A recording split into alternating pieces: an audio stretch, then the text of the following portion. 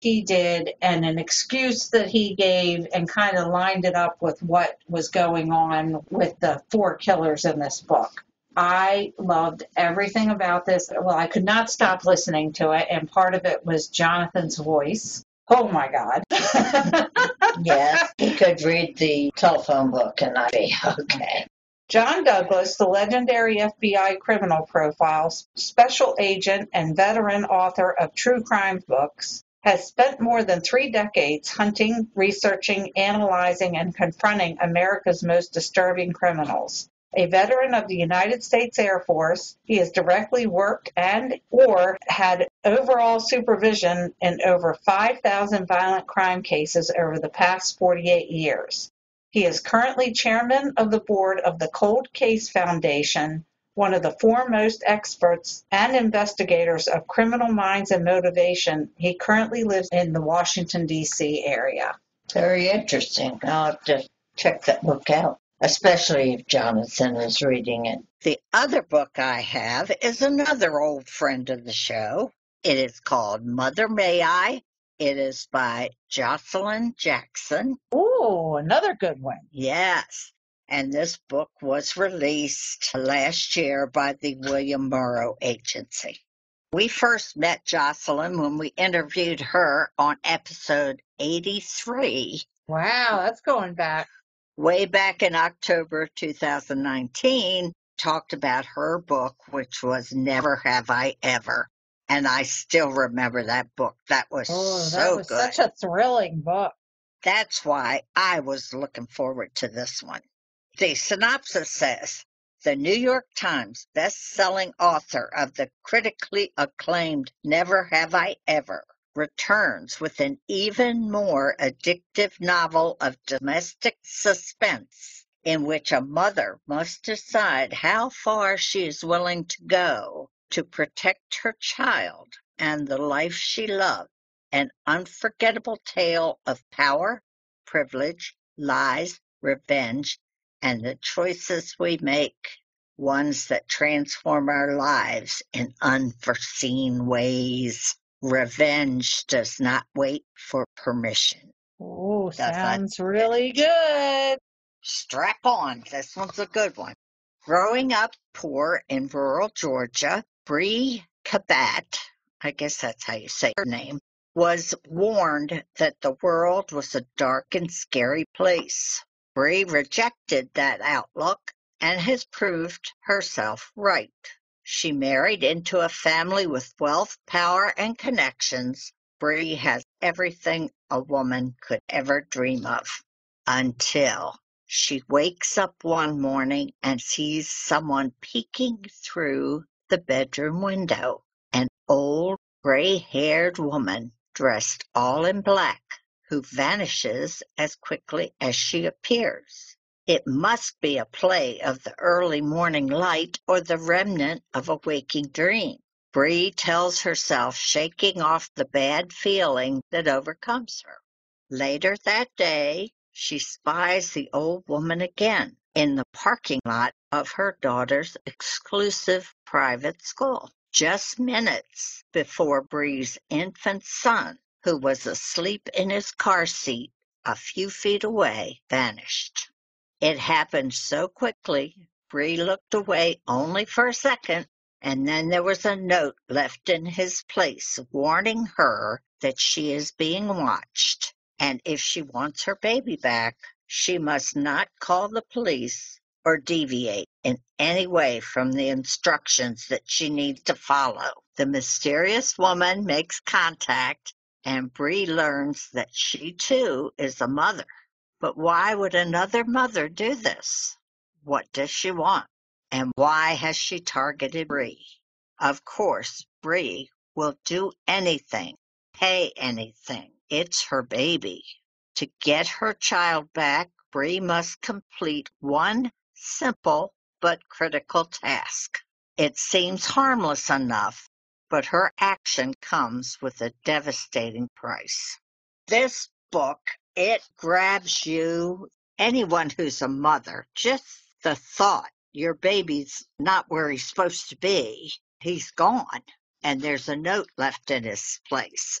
It's heart-stopping. Every mother's nightmare.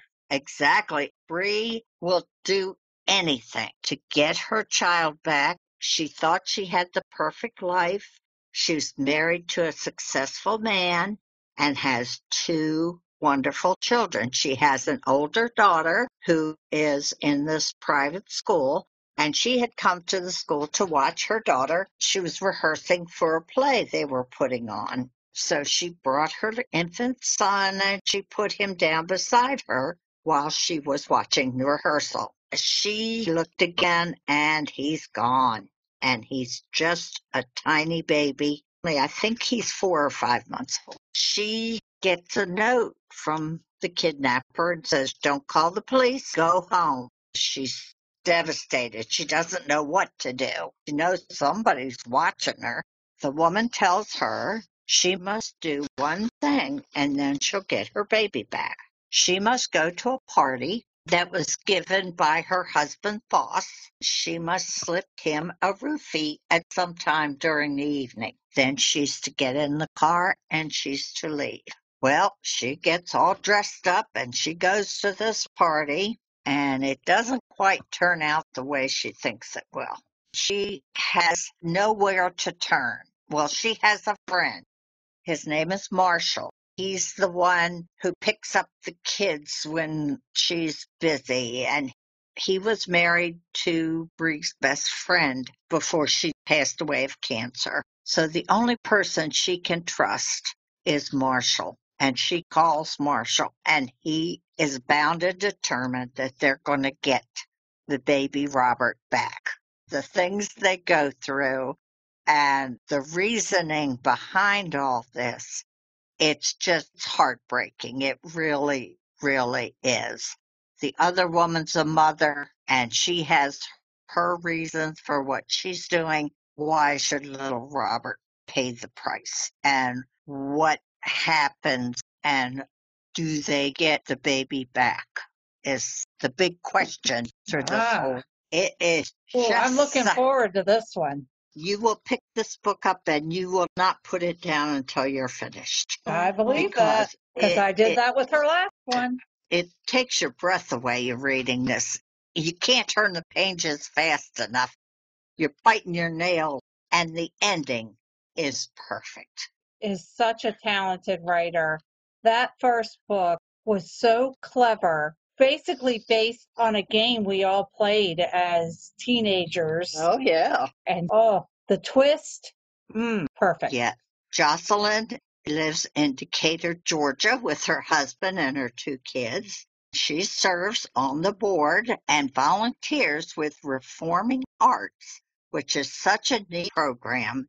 It teaches creative writing at state prisons, fosters the development of critical thinking skills, and it helps students to find creative ways to live after they leave prison. She's also an award-winning audio narrator, performing most of her own work, as well as novels by Lydia Netzer and Mary Beth Mayhew Whalen.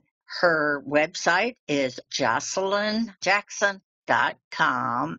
At that wonderful time of year when we get to announce the winners of the Agatha Awards, More Than Malice. And the winner of the Best Contemporary Novel went to Louise Penny for All the Devils Are Here, Minotaur Books. The Best Historical Novel went to Reese Bowen, The Last Mrs. Summers, and that's by Berkeley Press.